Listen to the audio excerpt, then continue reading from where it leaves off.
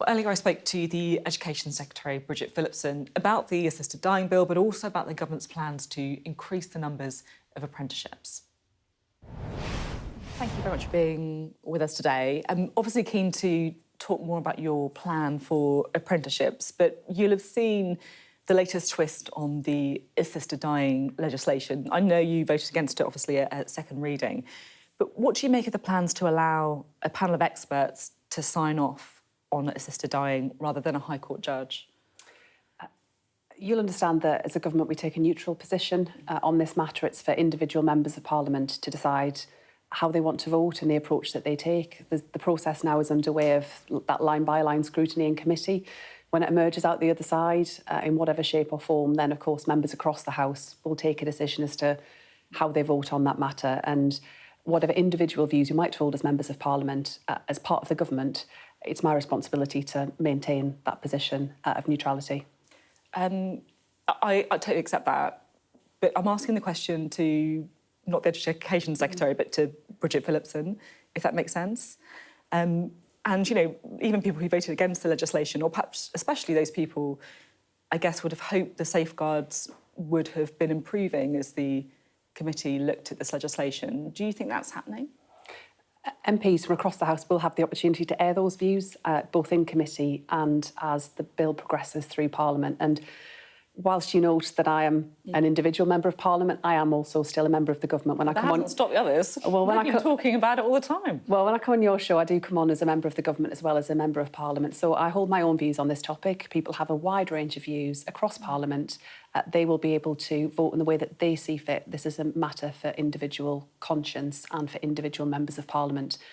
And there will be opportunities to further air the issues that you raise, and we will all of us have the chance at later stages of the progress of the bill to vote as we see fit. Right, you've got an announcement on apprenticeships. Tell me about it. What is it?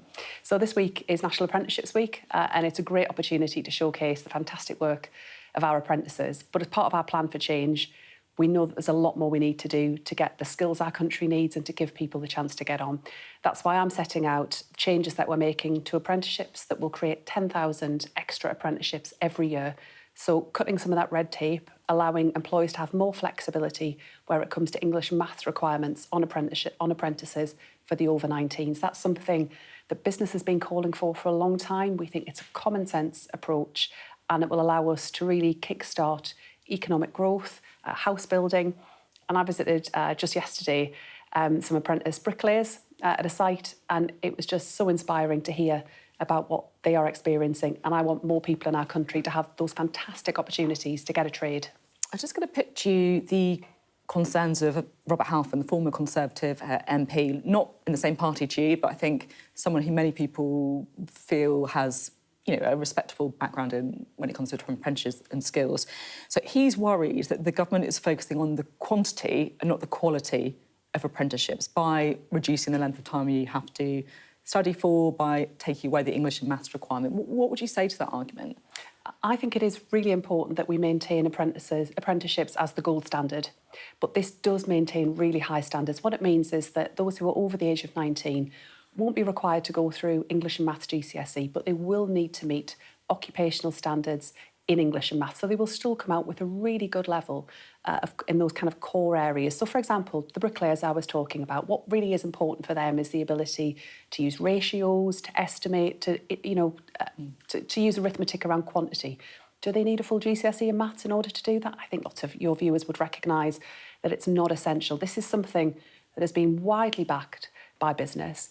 What I'd also say is, whilst I do respect the views of Robert Halfon, I would just observe that quality is important, quantity does matter as well, and we desperately need more apprenticeship starts. Under the last Conservative government, particularly where it came to young people, we had a big drop in the number of apprenticeship starts. We've got to turn that around, get more homes built, for example, and provide those really fantastic apprenticeship opportunities for our young people. I guess part of his argument is that previously, or still sometimes, people have looked down a bit on apprenticeships, and he's worried that that might, I guess, exacerbate that problem. But this red tape that we've got is holding back young people from taking up these fantastic opportunities. So young people over the age of 19 and adults beyond that will be able to get the chance to take on an apprenticeship, and it's so important that we grow that number. This has been widely welcomed by businesses, by business organisations, and it's also alongside wider reforms that we're bringing on bringing down the minimum length in terms of an apprenticeship. So some of those shorter apprenticeships where 12 months is great in for lots of trades, but it's not always essential. So bringing forward more opportunities to give more people the chance to train. And alongside that, one of the first pieces of legislation that we introduced as a government was Skills England. So let's bring together that really fragmented landscape of skills. Let's take skills a lot more seriously as a country. And today we announced the leadership that will take Skills England forward to really drive this work around skills, around growth and around economic opportunity across our country. There was one other thing I did want to speak to you about while we've got you. I just noticed a survey out today of 700 nursery providers saying 4 in 10 nurseries say they'll have to offer fewer childcare places as a result of the government's increases to national insurance employer contributions. Now, when we last spoke about this, which was back in November, I asked if you were concerned about the impact of that measure in the budget on childcare settings and the early years, and you said we're going to look at the impact on the sector. We're doing that work right now. So have you got anything more you can tell us on whether you are looking to help childcare providers, nurseries, on how they deal with that?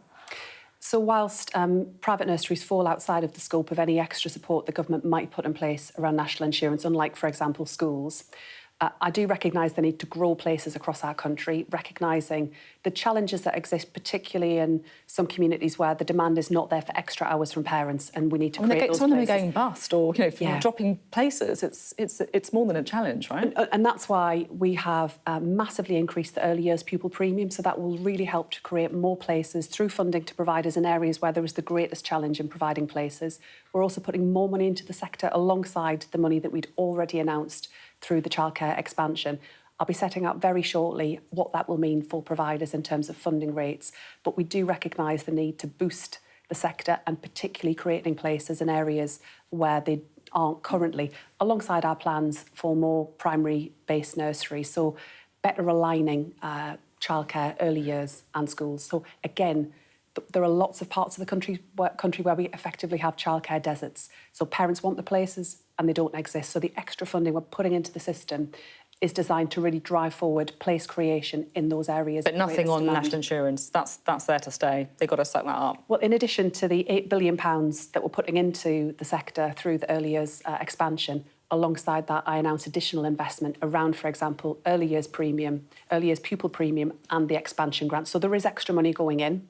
But I think everyone recognises that there have been some really tough choices to make as a government.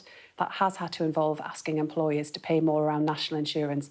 That's because we've got to fix our NHS, we've got to invest more in our schools, and we've got to turn the country around. OK, thanks very much.